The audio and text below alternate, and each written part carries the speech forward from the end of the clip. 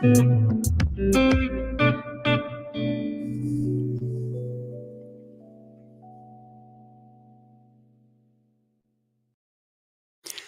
everyone, what is going on? What is going on? My name is Curtis Brooks. I am a men's life coach. I help men communicate from their brokenness to wholeness so they can move forward and claim healthy relationships. Guys, we have an absolutely wonderful show for you today. But before we get started, I'd like to welcome you to The Huddle, a safe place to share. The Huddle is about helping men and women improve their relationships and communication. Guys, I'm super excited.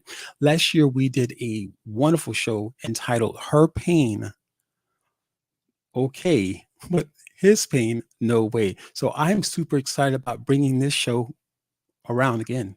Part two, her pain, okay, his pain, no way.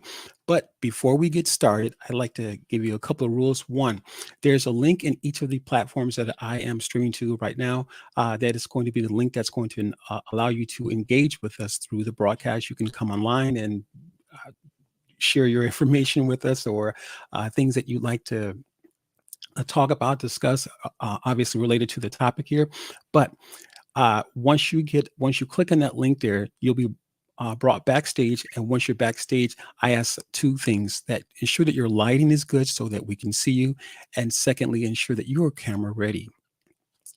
And of course, the last option to engage with us will be the comments section of the broadcast. So in your comments, thoughts, views, statements, whatever you like to share, again, pertaining to the topic of discussion here as we are moving forward with her pain, okay, his pain, no way. So, guys, I'm super excited about this. So, we're going to get started. I was thinking, one as a man, it is absolutely challenging for us a lot of times, and I think that this is the by way of the title of this broadcast came forward for me. And again, this is our second go around. This is part two of her pain, okay, his pain, no way. So I'm super excited to dive right into this conversation again, because as men, I think I speak for a lot of us. We're often ignored, or at least that's what it feels like. And I think that is the consensus for a lot of us as men. And and I think we don't always get the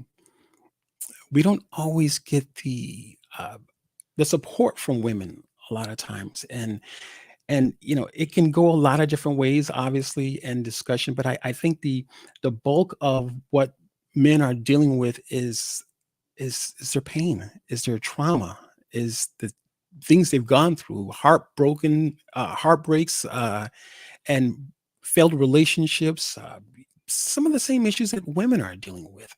So this conversation is not about bashing women or bashing men, or do I support women in everything that they do? Do I support men in everything they do? Absolutely not. So this conversation is more about a balance, bringing men and women, as I shared earlier, about helping men and women improve their communication and their relationships. So that's what this conversation is about.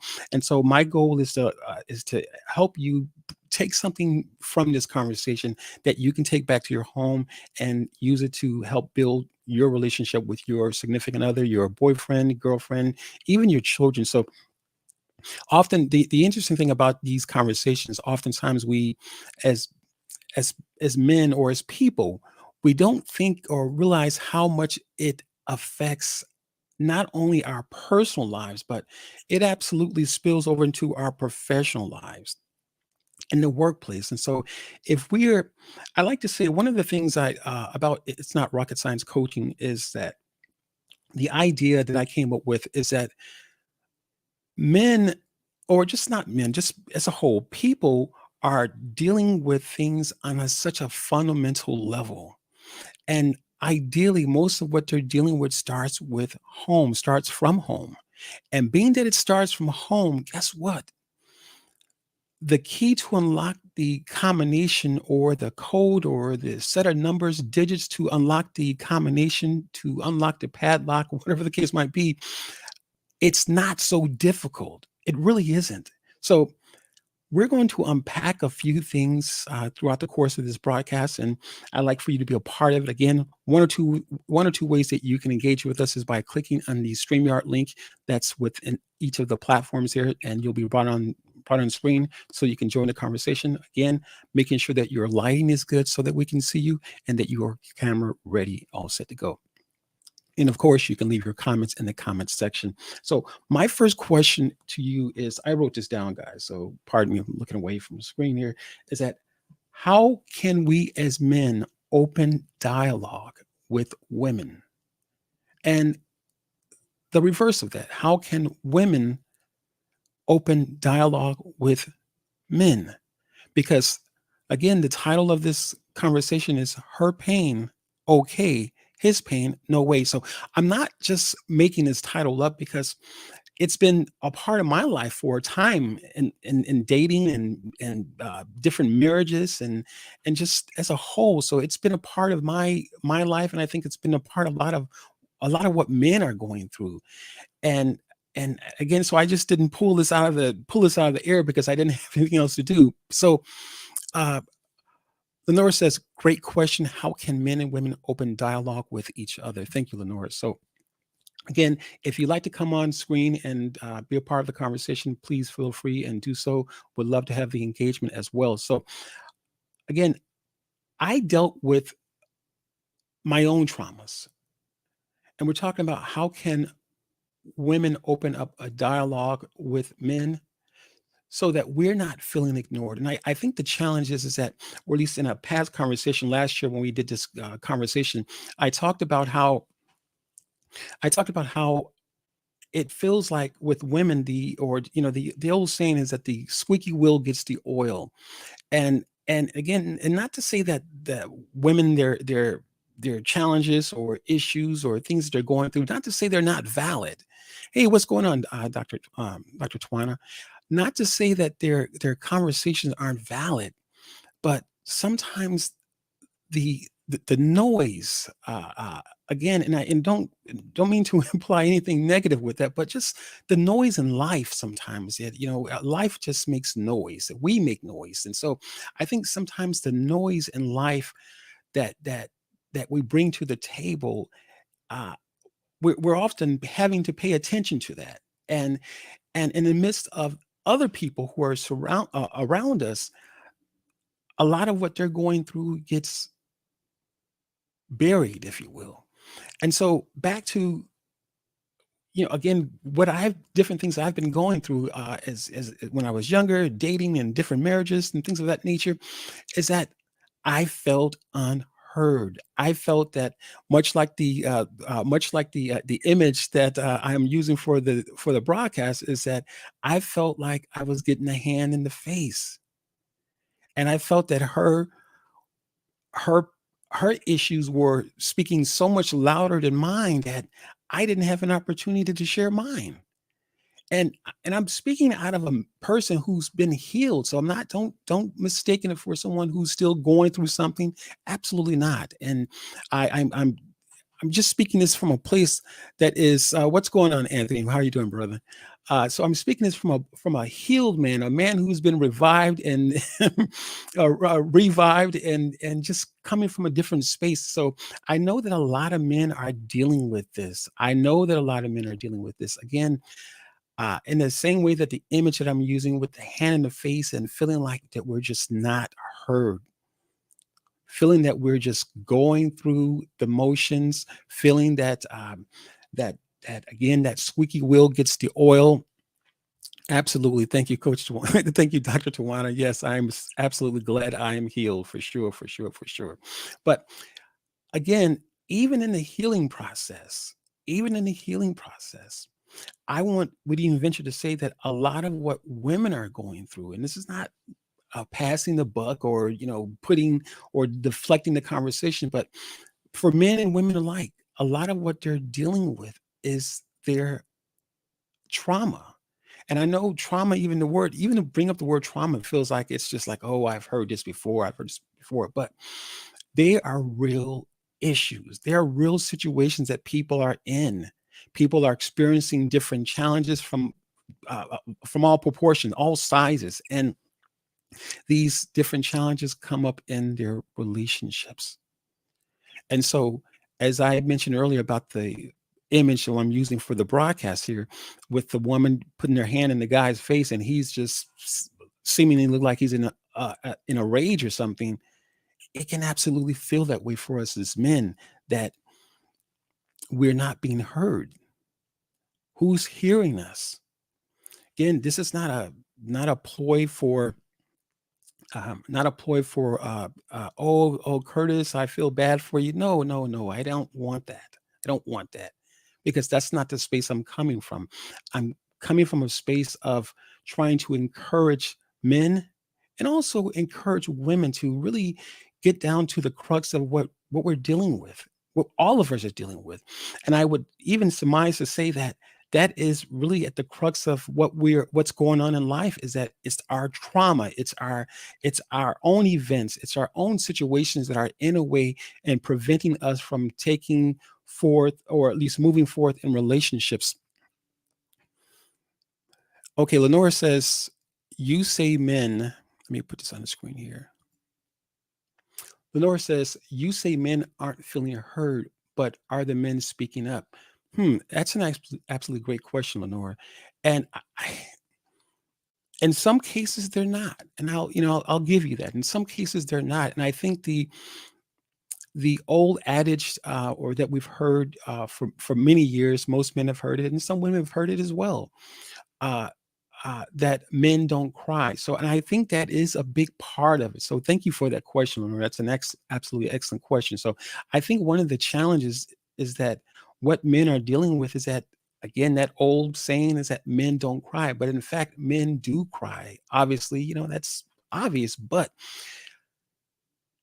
the weight of that saying or that old adage carries so much weight. It's placed a burden on society, if you will. And I think it's caused a lot of men, or men as a whole, to go into a tailspin slowly into kind of like a death roll, if you will.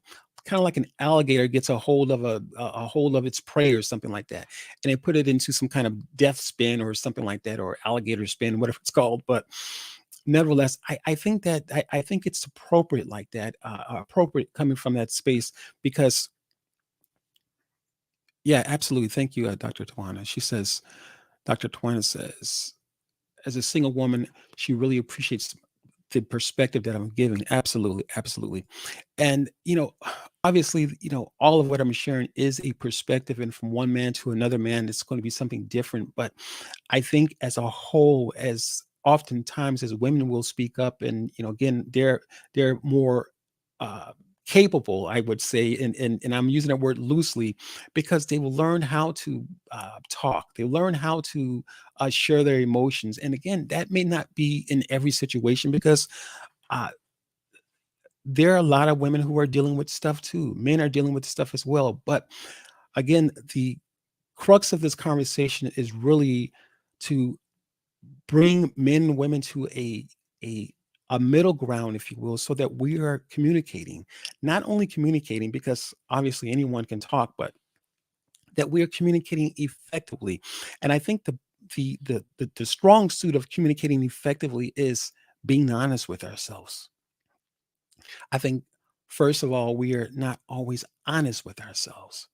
And because we're not always honest with ourselves, guess what happens? We have these unmet expectations that we feel that the other person should know about. We feel that, well, wait a minute, I'm in this relationship with this grown person, this grown man, or this grown woman, and they should exactly know what I want. They should know what I need. They should know what I'm feeling. They're old enough to understand. And the reality of that is that that is not always the case. We are all coming from different backgrounds, and as Dr. Tawana said, different perspectives that we are sharing. And whereas that it may seem simple to one person, another person really might need for something to be broken down as simple as it may appear to us. That's just life. And but again, it's also part of communication. I did a post on LinkedIn not too long ago talking about the importance of communication, and I put a little spin on it. The old saying, I guess, is that what came first, I guess it was a joke or something like that. What came first, the chicken or the egg? So my take on it, or my spin on it, was what came first, communication or relationship? And ideally, you cannot have a relationship without communication. So to me, that's a no brainer. But I think that oftentimes people are asking for relationship help. And I don't necessarily believe that the issue is the relationship. The issue is there's a lack of communication. There's a lack of oftentimes understanding our own needs. And before we can understand our own needs, we as people sometimes will put the needs of others before ours. And so again, here comes that that unmet expectation. And when I say unmet expectation, or at least those unspoken expectations, whereas that means that we are expecting something, but the other person knows absolutely nothing about it. And it's the old saying, or not the old saying, but the almost coming from a passive aggressive space, if you will. So those unspoken expectations, when we don't share them with others, how can we expect the other person to meet those expectations? How can we have a goal set in a relationship without, again, sharing what I'm expecting of the other person, and knowing what the other person expects of me? So I think that is the one of the biggest challenges is, again, is communication.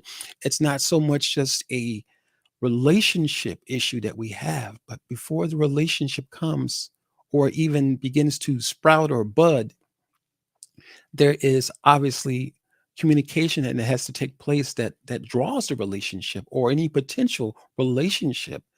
So communication is absolutely paramount to the beginning of a relationship. And I think that a lot of what the pain that men and women are dealing with, the pain that men are dealing with, is that going back to that old saying, men don't cry. And we know that's absolutely not true, but power is given to anything if you keep repeating it over and over. You give it credibility, you give it credence, you begin to establish that thing which is repeated over and over. And so in giving that saying, again, we've heard it, and again, it's true for a lot of us. We've heard that. We've heard our mothers or fathers speak those things, uncles, brothers, whomever. We've heard those sayings that men don't cry. And as often as they were repeated, whether we've heard them in our own household or heard them elsewhere, other people had heard them too. And so this is what's been established because it's been heard so many times. And it doesn't matter whether it's true or not. We know that it's not true. But the reality of it is, because it's been heard so many times, it now has established itself as something that's credible, something that's believable. And we find ourselves as men acting out of that. And as we're acting out of this thing that, again, true or not, it's not just the crying that is, as we've heard, as men, some men have heard, or a lot of men have heard, it's not that men don't cry. It's not turning that faucet off. But when you turn that faucet off, you also turn off everything that's connected to it. And that means that the likelihood of that man expressing himself, and more than likely, no fault of the woman or the individual significant person in their life, to no fault of their own. But it's what we've been hearing is that men don't cry. And because men don't cry, again, comes with that are the emotions. So men don't share. That's interesting. And it's powerful at the same time because oftentimes we want to think that it's just that one thing. Oh, men don't cry. But because we've heard it so many times, it's true. Men don't share either. And because we don't share, a lot of our experiences painful as they may be, it's almost like something turning on us. And again, this is for women as well. It's like something turned around on you. It now begins to attack us as individuals, the thoughts, the experiences, the pain. And so when we have these relationships with people, again, oftentimes we want to think that this pain issue that men are dealing with for the lack of feeling that they're not being heard, we want to think that it's just a personal matter. But as I was kind of preparing myself for the broadcast, I looked at I viewed the broadcast from last year, and I remember just, as I was preparing, it said, life touches everything. Think about that. Life touches everything. And what I mean by that is that as much as our lives are personal and the things that we've gone through, it also touches our lives professionally in the workplace. We can be this ball of chaos even in the workplace. So it's not just designated to a personal experience or a private experience, as private as it may have been at the time. It's also touching the professional spaces in our lives. It's also touching our business. It's touching our creativity. It's touching so many other areas. It's touching how we connect with, if you're in a supervising role at work. It's touching how you manage people, because their issues can trigger your issues. So workplace issues, because of private situations that others don't know about, are absolutely affected, guys. So think about that. So Lenora says, how can we encourage men to share? Absolutely a great question. How can we encourage men to share? Again, as I was preparing for this broadcast, one of the ways that I mentioned, and was mentioned also by one of our viewers, Andre, is that we can prepare, or excuse me, women can encourage men to share by creating a safe space. And oftentimes we probably have heard this word as well, used 1,000 times over and over. But the reality of it is that no one shares in chaos. You'll never hear a person share their true selves in chaos. I Maybe I shouldn't say never, but it's absolutely difficult to be who we are, our true selves, in chaos, because we're so busy dealing with the dysfunction, dealing with the the the darts and arrows coming from all different directions. So it's really hard to figure out who you are or even how you feel. Absolutely, absolutely. So it is it's extremely important, guys, that as we are dealing with our issues, as we are ready to commit to giving up on relationships, as often as men do, women do as well, but we're speaking specifically to the men now, as readily as we may feel that we're ready at times to give up on relationships, I would caution that, as long as the relationship is obviously not abusive, but I would caution that, because relationships really truly are the crux of life, really. And not just having a relationship, but being emotionally involved in a relationship, meaning that I'm available in this relationship. I'm giving this relationship 100%. I'm available in this relationship. So when she says something that I don't necessarily agree with, I'm taking a moment and waiting and listening and just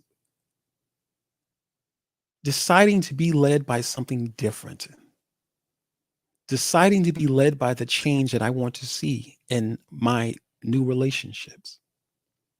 But of course, That's a hard thing to do if we are continuously picking the same people.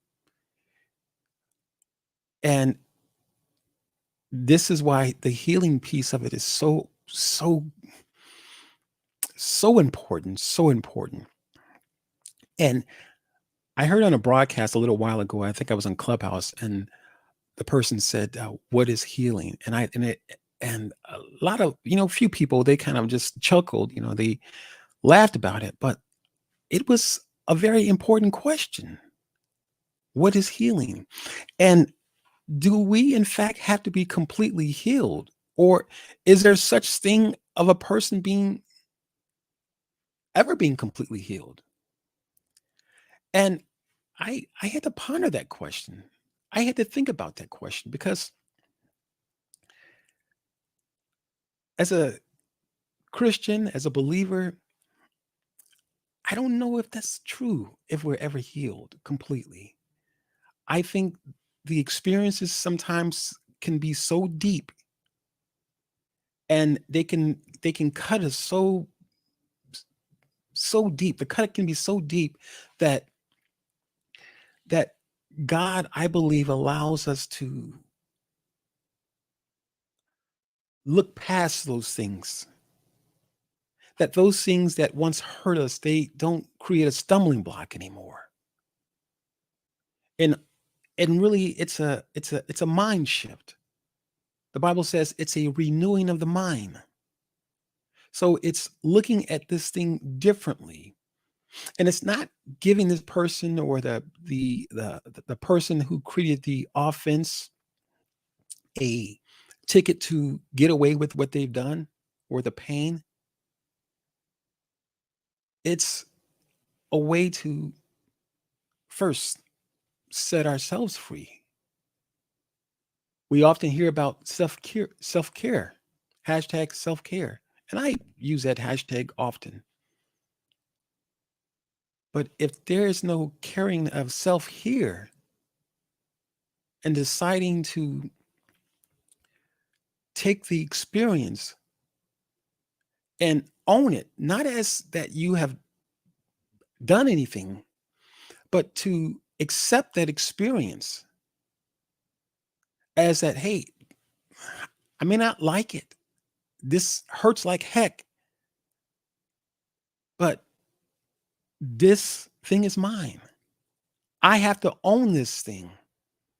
And owning it means that you take responsibility for it. That means that you have to take responsibility for your growth. And I know it almost seems like it's so weird because we didn't do that thing to us. I wasn't the one who hurt me. You hurt me. You did that thing to me. But here's the truth is that unless we take responsibility for it, again, not as in that we have deliberately put ourselves in a space or a place to be hurt, but to own it so now we can unlock the door to our own freedom. Lenore says, taking responsibility is the key. Absolutely. Absolutely.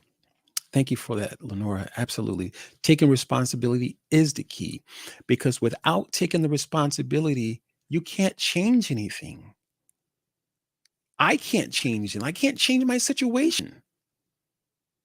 There's a story in the Bible, and don't know how many of you may be familiar with this story, but it's a story in the Bible about a man who sat by the pool of Bethesda for years, and until Jesus had come and said to the man, "Will thou be made whole?"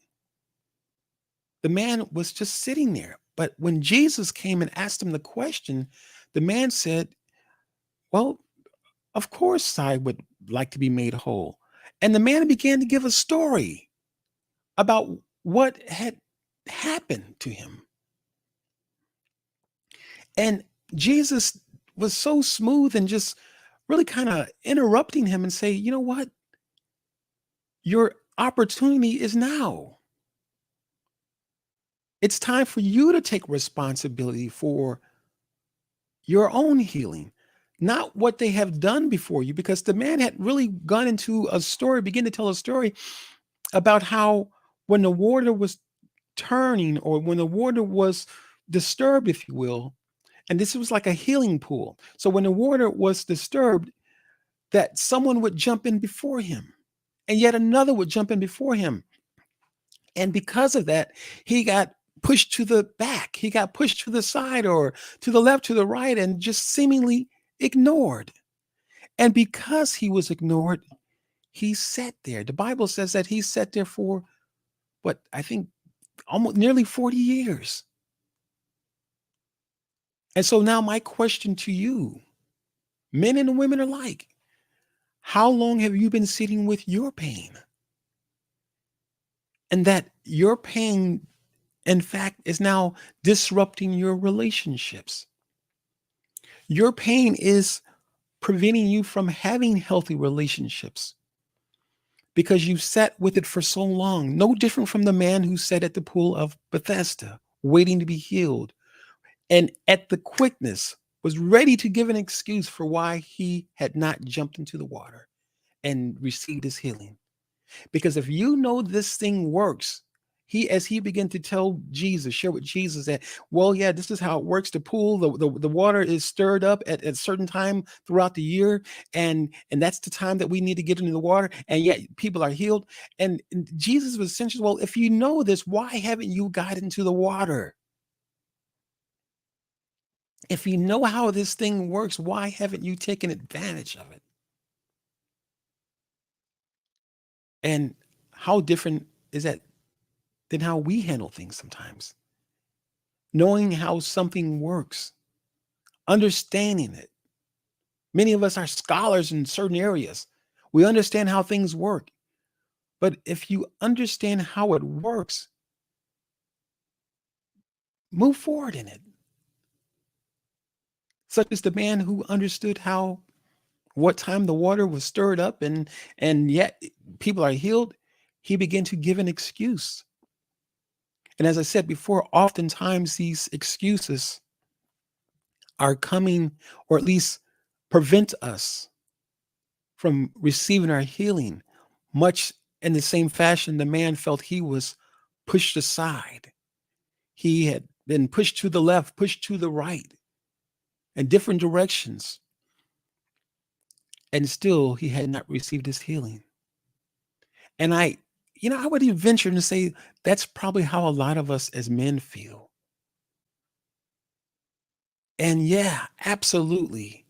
There's a season in life, and I think that season for us has come. It is now that the waters are actually, in fact, stirred up right now, and men can absolutely get their healing. But some of us don't believe. I'm not talking about believing in God and nothing like that.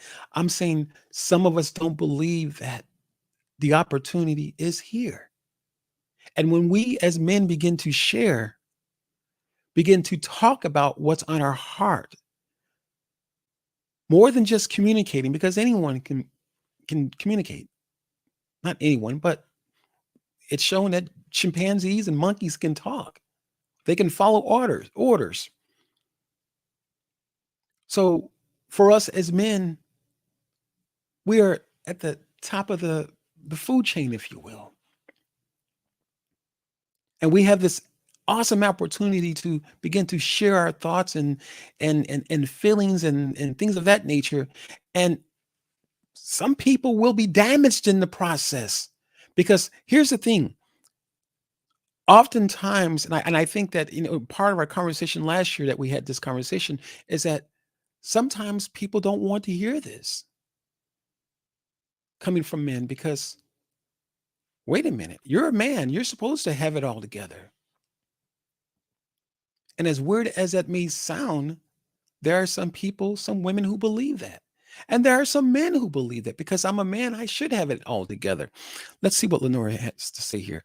Without taking responsibility, Lenora says, without taking responsibility, you will continue to look at others to place blame. Absolutely. We take responsibility on how we have expressed our pain and for moving towards healing. Absolutely. Absolutely. This is absolutely powerful. So, this is coming from one of our viewers.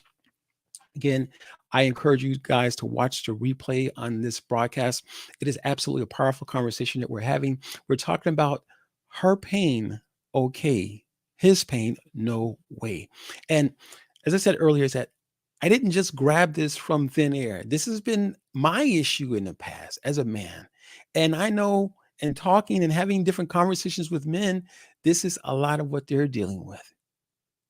This is a lot of their challenges, is what I just shared with you about the man who was sitting at the pool for nearly 40 years, and all the other noise was around him, and everyone else was making fanfare about the waters being stirred up, and all these different things are taking place, because he knew and understood that at a certain time of the year, that when the waters were stirred up, that healing was available. And I want to say again, that's how a lot of men are feeling. And, you know, let's face it, some women could say, hey, I don't have pity on these men because men have ruined my life. They have ruined my life. It's been horrible. And yes, absolutely. And 1,000 apologies for the men who have not shown up to be men. 1,001 apologies for the men who have not taken their rightful position, not role, but position. The reality of it is that a lot of us as men have not known how to be men. Much like I shared earlier about the unspoken expectations. And because these expectations are unspoken, it's assumed, it's assumed that men know how to be men. It's assumed that men are absolutely capable of taking responsibility for themselves, first and foremost, themselves. It's assumed that a man knows how to take care of his girlfriend, his wife, his fiance, or his different affairs in life. It's assumed. But for the fact that we are all coming from different backgrounds, we share different beliefs and understandings. And again, whether those understandings are true or not, much like men, a lot of us as men have been told that men don't cry by our mothers, because simply because sometimes mothers have heard it from their fathers. And so they tell their boys the same thing. And the fathers have told their sons, men, boys don't cry. And because of these things, again, we know that's not true. And again, as they say, it a stereotype. So we know that's not true. Men, in fact, do cry. Men, in fact, are hurting across the board, across the ocean and back. They're hurting. A lot of us are. And they're hurting because of the old saying, again, men don't cry, because it's not necessarily attached to their crying, but it's also attached to what they share and they don't share. So when a man is told that we don't cry, we're often cutting off our emotions as a whole, because now we are supposed to act a certain way. And for the women that we're involved with, that's what they've heard too. And again, oftentimes that information is not shared with us. So it's what we call a unspoken expectation. The man is operating in such a fashion because men don't cry. And if they're not crying, 9 times out of 10, they're not sharing anything else with you as well. So what happens with men, we end up having to take a hold of our significant other's burden, or taking on the weight of other people. Because as men, myself included, Oftentimes, I like to fix things. I think that's just the nature. Excuse me. That's just the nature. Take a drink here for a second. Excuse me. That's just the nature of men sometimes. That's just our nature. We like to fix things. And, especially as a young boy, you see mom crying or mom going through something. Mom, what are you crying for? And we feel so bad. We want to help mom. We want to change the situation for mom. And this is just how boys are with their mothers often. And maybe not all boys, but for the most part, this is how boys are with their mothers. And naturally, when the young boy becomes a man, he responds the same way to his significant other, his wife, is that when she's going through different things, he is now wanting to take the burden. He is now wanting to fix her. And I'm using that word loosely because obviously he can't fix her. There are sometimes things that we can't fix as men, but it doesn't mean that we won't try to fix them. It doesn't mean we won't shoot our best shot in trying to fix our significant other, not because we don't have anything else to do, but because we care and we love our spouses, our significant other, that individual in our life.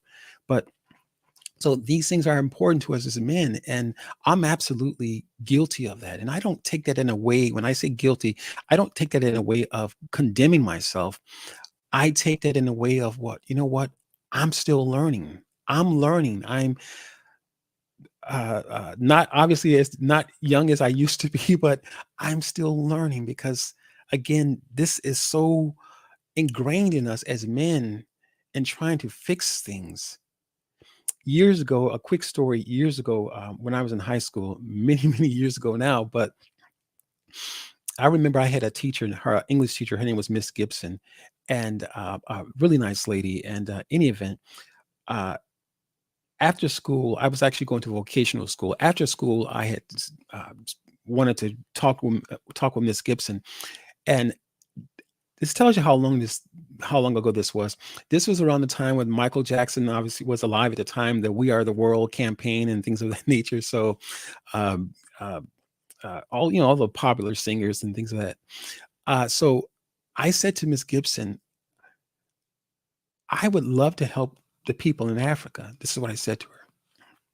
And she sat there and listened to me share, and I said, "I think it would be a great idea. We can get boxes and all that stuff and put, like, gift boxes and or shoe boxes and send them to Africa to help out." And and she just listened. And then finally she said to me after a long pause, because now at this point I'm waiting for her to respond, and I'm just like, "Oh, okay." And so finally she responds to me. She says, "Curtis, first you have to take care of yourself." And I waited. That was the only thing she said. And I thought, "Huh? Okay, is that a yes or no?" That's what I was thinking as a teenager. But the reality came for me years later. It came to me as an adult that it is absolutely so important. And when Miss Gibson shared that with me, I was crushed because I wanted to help. I wanted to be a part or be a part of the solution. But the reality of it is that we cannot be a part of the solution until we solve our own problems. That's the painful reality. We have to solve our own problems. It's obviously not just about hunger or preparing a shoebox with uh, toiletries and things of that nature, but it is, in fact, that there are many times things on a much deeper level that we're dealing with. And because those things are, in most cases, not seen and almost seeming like they're hidden, they come up at the weirdest times. They come up like like a trigger, like someone triggers us, like someone says something and they pull the trigger, pull the pin on something, and we explode in rage. And obviously, that's not a way to have a relationship. But the reality of it is that until we solve our own issues, And this is what Miss Gibson was saying to me. Obviously, I can't alone solve the issues of Africa by myself, but on a much granular level, I would learn that later on I had my own issues. I had my own things I needed to fix. And oftentimes the things that I needed to fix, I was not aware of those things because I may have been single at the time, but a lot of those things didn't a lot of my issues in the past would not come up until I was in a relationship. How strange is that? How strange is that? Years ago, when I was a teenager, I had taken a liking to this one sister, and she said to me, "What things do you like?" And I began to go down this list of things and just blah blah blah blah blah blah. I just shared different things with her, and then she asked me a question. She says, "Well, what do you have to give? What do you have to share, Curtis?" And I tell you, man, I was in a I was in a tough spot because my point is that it's often easy to talk about, oh, I am this kind of person, and I like this and I don't like this. But when people in life turn the question back on us, oftentimes we're not prepared. Oftentimes we haven't done our own homework. And as men, I want to encourage us to be prepared to do your own homework. A lot of us want the perfect woman, and whatever that may be, and whatever she might look like to one person, to one man, to the next man, who knows? But we want that perfect woman. But until we have solved our own problems, and the first of our challenges is communicating. I'm not coming down on men. I absolutely love being a man. This is not about tearing men down. This is not about trying to say, oh, women are so wonderful. No, women aren't always so wonderful. Men aren't always so wonderful. That's the reality. Reality is that people do stupid things, and we do things because sometimes we're just, let's face it, we're unlearned in certain areas. That's the reality. Lenora says, we should ask ourselves, do I have more to share than pain? Wow. That is absolutely awesome, Lenora. We should ask ourselves, do I have more to share than pain? Hmm. That's something to really think about. Great question, Lenora. That's something to really think about because it goes back to solving our problem. And let's face it, no one knows our issues more than we do. And we're placing our issues on other people. We're deflecting the conversation. Oh, I don't want to talk about that now. Or we're onto something else. So, great question. Should we ask ourselves? We should ask ourselves, do I have more to share than pain? I wonder what the response would be from 50 people, from 40 people, maybe let's say 10 people, let's say 5 people. I wonder what the response would be. I think the reality of it is that many of us think that we are so broken that we're beyond repair. And that's just not true. That's not true at all.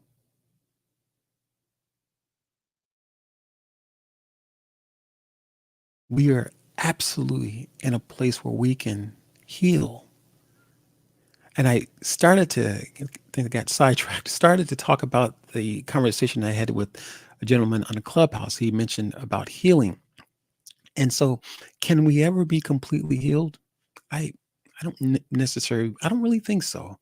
I think the objects that have caused us pain or the experiences that have been in the way while we're trying to take upon life's journey moving forward, I think those things are kind of subdued, if you will. I think they're either moved to the left, they're moved to the right, and just kind of sunken, if you will. So they're not causing us as much pain as they did at one time. And as we learn how to live with the trauma or the different experiences, it's not giving trauma the front seat anymore, but the experiences now begin to take a back seat to life. They're not so in the way as they once were. So we should absolutely, as Lenore said, ask ourselves, what do I have to share? Something more than pain, hopefully. But as I just said moments ago, I'd be willing to bet 5 people could not answer that question. Maybe even 2 people. So, what do you have to share? I think that it is absolutely a man's responsibility. Hey, Dr. Tachi, what's going on? What's going on? Thanks for showing up and supporting. I think that it's absolutely a man's responsibility to take care of his home. I think it's a man's responsibility to provide. And I think that often what limits the provision that men can provide or create for their household is the stuff that he's dealing with. As I said before, this broadcast is not about crushing men, crushing women.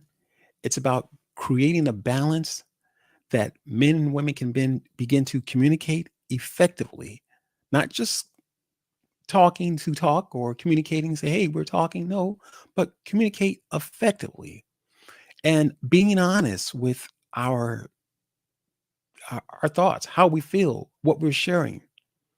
And the reality is that it takes a long time to get to this space.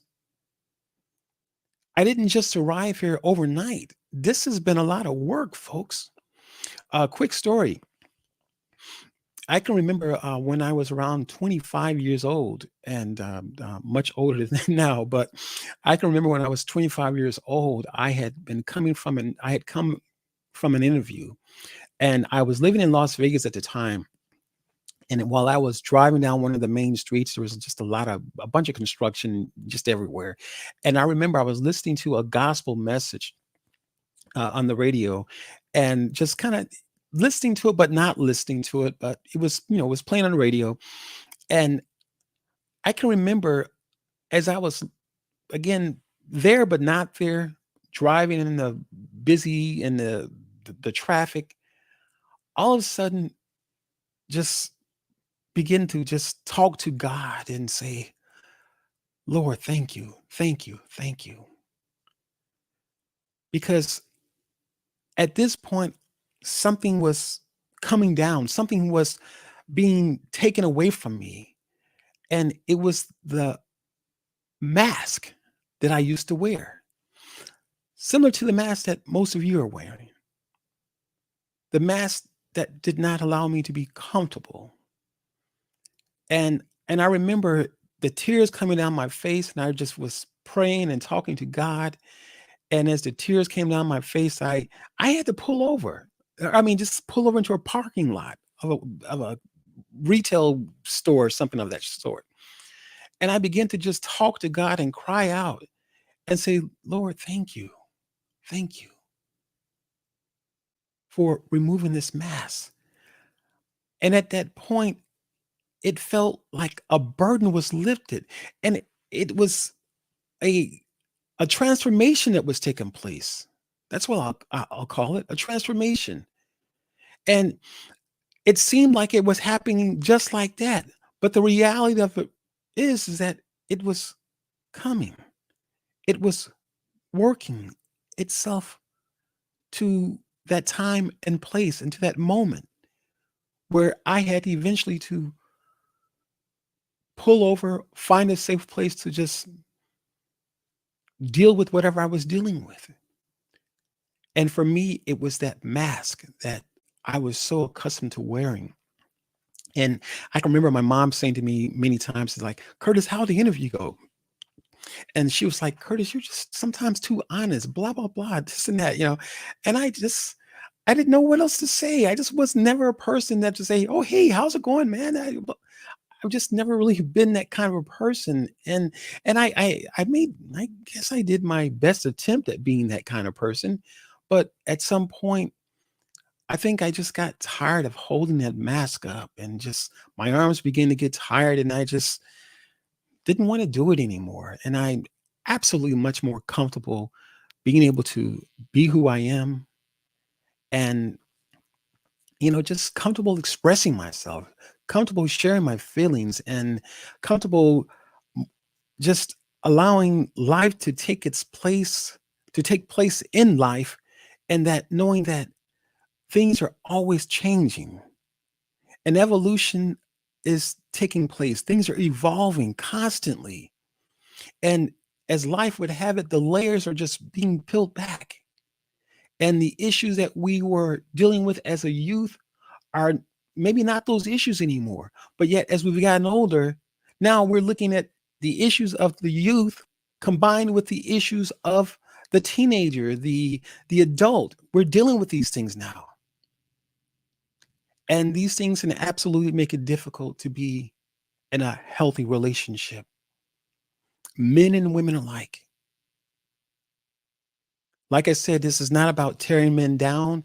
It's not about putting women on a pedestal because, in truth, women are hurting just like men are. We're all hurting, but someone, someone has to be able to say, you know what, that's mine. I dropped that. That's mine. That's my stuff. And until man or woman is ready to take hold of their own stuff and say, hey, that's mine. No, you're right. I was wrong. I've got this thing that took place when I was 6 years old or whatever the case might be. And it's not to say that we're, when we're in a relationship that we're going to just start rattling off different things and say, hey, this is what I'm dealing with and blah, blah, blah. No, and that's not what I mean. I talked about creating a safe space earlier. And until we as people can create that safe space for ourselves personally, I have to have a safe place first. And if I'm able to create that safe space for myself unconditionally, I can welcome you into this safe space and begin to help facilitate healing in the other person's life.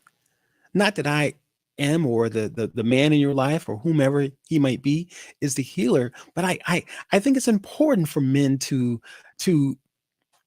to take hold of these opportunities because I think the crux of what we're dealing with and what we're not dealing with is unfortunately on the shoulders of men because We have not always taken responsibility for it. We have not always been in our right place. And that's the truth of it. And again, I'm not coming from a space of pro woman and men are, no, absolutely not. I'm coming from a space of that when men take responsibility for their own issues, they can then begin to hear the pain that comes from women. They can then begin to console her and to be as a counselor. And I know some women may disagree or people may disagree with that, but I don't. I believe that as men, when we are healed, again, that safe space has been created for us. We've found that safe space to heal. When we found it and we have secured it, if you will, done our work, we can then now hear that woman who comes off as independent. Oh, I can do it myself. And deep down, she is hurting. Deep down, she is sad. She has dealt with life no different from us as men. She has been challenged in different ways, and she's carrying her pain, much like we as men have carried our pain, like a badge of honor in some cases. So when a man heals, when he heals for himself, begins to solve his own problem. And again, be it man or a woman, most of us, we know our own weaknesses. We know those painful areas in our lives. We know those areas that have caused friction in relationships. And if we would be honest with ourselves, we've had those relationships where people or the spouse or boyfriend, girlfriend, where they have said something to us that cut us like a knife, was absolutely painful. But here's what I say often: just because we don't like the messenger does not mean that the message is not true. And here's what we do: we can easily dismiss that information because, oh, the other person is angry with me. But oftentimes, again, we'll fly off the handle in a rage because of what the person said, because it hurts, it cuts. That's the time when we need to step back and say, hey, that's mine. But how many of us will do that? How many of us will commit to solving our own issues, or at least putting them out there on the table and say, hey, this is what I'm dealing with, to your husband, to your wife? Babe, this is what I'm dealing with. How many of us are willing to, as men, willing to create a safe space for our wives, our significant others in our lives? How many of us are willing to do that? The safe space has to be found on the inside first. The healing has to take place here and here. And without the healing, and again, I'm not implying that an individual is going to be completely healed and will never have any more issues. That's not what I'm saying. But where now your situation is not preventing you from having those healthy relationships. Healthy relationships are absolutely essential to enjoying the benefits of life. Sure, life has dealt with us some difficult things, some painful issues, some painful experiences. But in order to get to the other side of that, in order to get to the other side of that, we have to begin to deal with our own pain. And as difficult as it may be to deal with our own pain, once we are able to deal with it, we know that the sun will shine again. It's not a complete loss, guys. It's not a complete loss.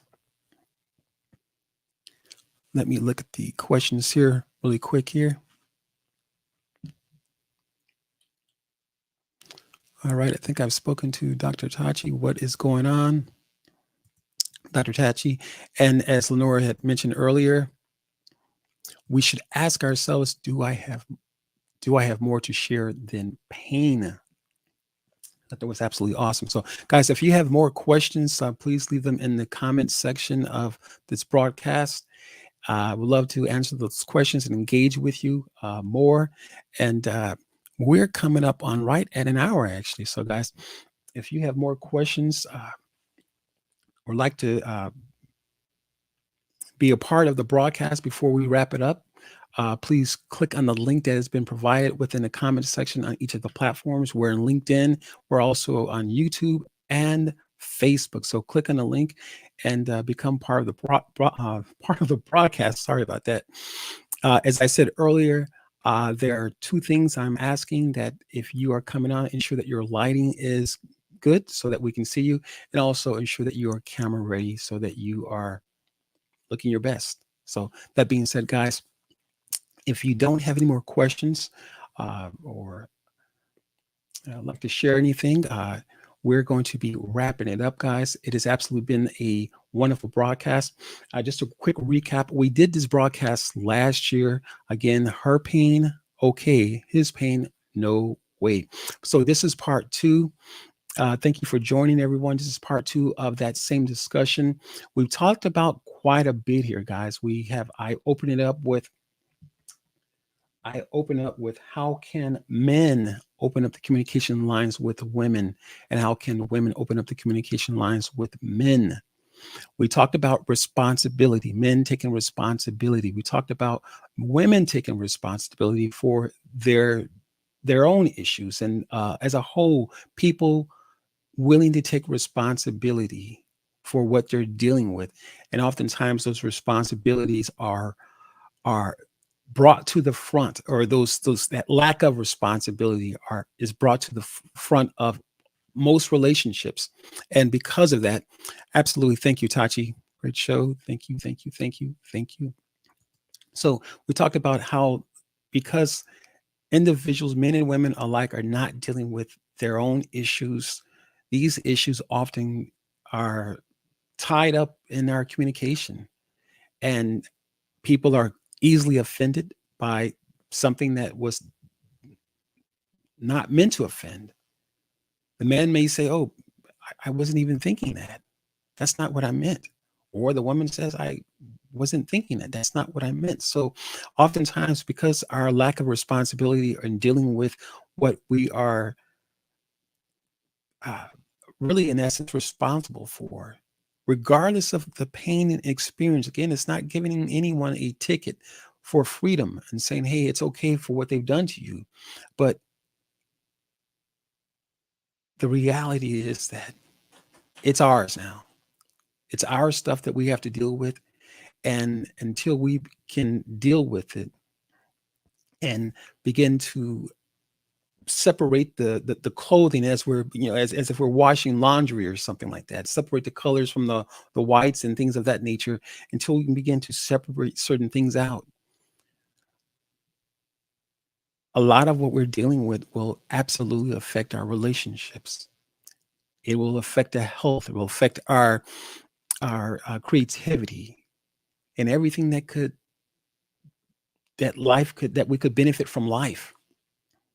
So that being said, guys, no more questions. Thank you, Lenora. Great show. Thank you very much. Really appreciate that. Hope that you guys or for those individuals who have attended, the replay is going to be available. And for those who've attended, you've gotten some good information. Thank you for all your questions, Lenora, Dr. Tachi, Dr. Tawana, now Dr. Tawana. Thank you for attending and being part of the broadcast, and all those who will watch. Thank you, Angela Washington. Thank you so much. Thank you, Dr. Anthony. And yeah, that's it, guys. So we're going to wrap it up, guys, and say goodbye. Until next time, guys, we'll talk to you soon. Ciao for now. Bye-bye.